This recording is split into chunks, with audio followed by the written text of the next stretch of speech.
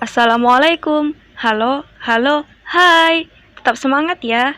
Di sini kami akan membahas tentang aliran-aliran klasik pendidikan.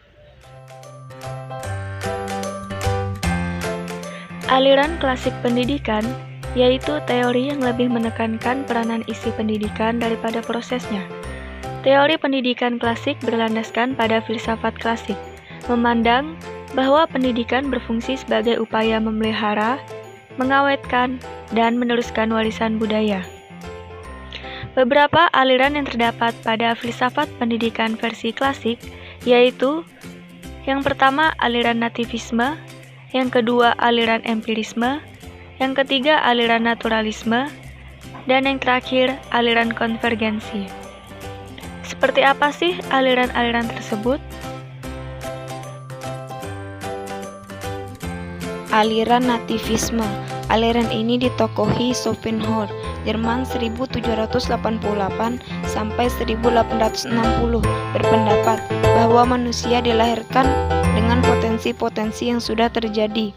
Aliran ini berpendapat sekalipun diperlukan pendidikan, pendidikan tersebut hanya bertujuan untuk memelihara dan mengembangkan potensi yang dibawa sejak lahir.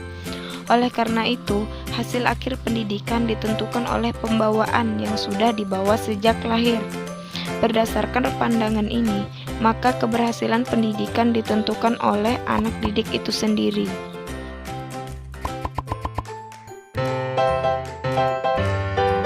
Aliran empirisme.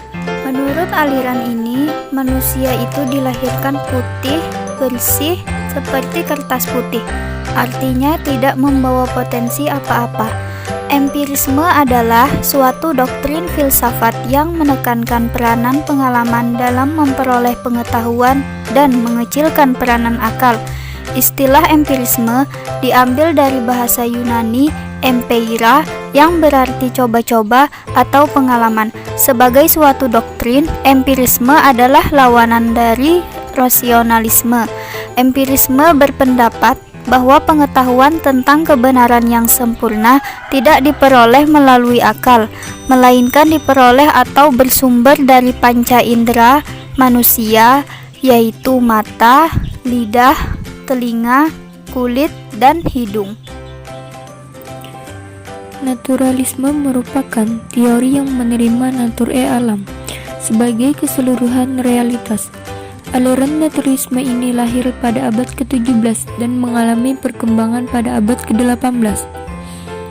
Aliran naturalisme memandang bahwa manusia diciptakan agar dapat belajar dan berpikir untuk kembali kepada penciptanya. Dalam hal ini, implikasi di dunia nyata bahwa proses pendidikan dilakukan dengan beralih filiasi kepada prinsip ketuhanan.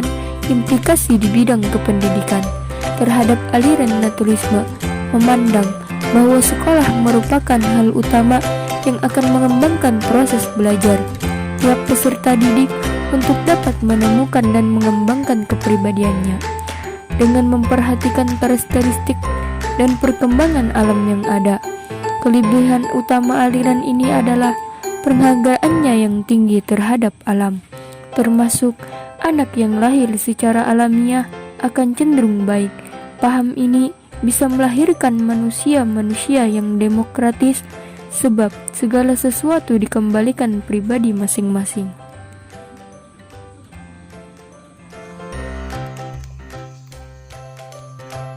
Konvergensi.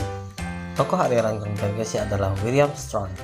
Ia adalah seorang tokoh pendidikan Jerman yang hidup pada tahun 1871 sampai 1939. Aliran konvergensi merupakan kompromi atau kombinasi dari aliran nativisme dan empirisme. Aliran ini berpendapat bahwa anak lahir di dunia telah memiliki bakat baik dan buruk, sedangkan perkembangan anak selanjutnya akan dipengaruhi oleh lingkungan. Jadi, faktor pembawaan dan lingkungan sama-sama berperan penting. Bakat yang dibawa pada waktu lahir tidak akan berkembang dengan baik tanpa adanya dukungan lingkungan yang sesuai dengan perkembangan. Menurut teori ini, konvergensi ada 3 prinsip, Yang pertama, pendidikan mungkin untuk dilaksanakan. Yang kedua, pendidikan diartikan sebagai pertolongan yang diberikan lingkungan kepada anak didik untuk mengembangkan potensi yang baik dan mencegah perkembangannya potensi yang kurang baik. 3. Yaitu membatasi hasil pendidikan adalah pembawaan dan lingkungan.